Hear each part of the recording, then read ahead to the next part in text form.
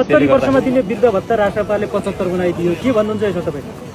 के अरे हो त्यो धेरै आलोचना हाम्रो विरोधहरू भइसकेपछि उहाँहरूले त्यो चाहिँ हामीले गरेका थिएनौँ भन्ने खालको किसिमले अहिले मिडियामा भन्दै हुन्छ। त्यो गर्नु हुँदैन, किनभने एउटा सबैलाई आफ्नै किसिमको सम्झिनु हुँदैन क्या।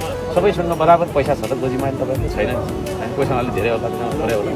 त्यसले गर्दाखेरि त्यस्ता निम्न तपाईँको चाहिँ फेरि आए भएका आमा बाउ बाबाको लागि सम्झिनु पऱ्यो होइन, जसले चाहिँ त्यो मेरो भत्ता आउँछ र मैले चाहिँ मेरो टाउको दुखेको दबाई खान्छु भनेर सोचिरहेको होला क्या होइन।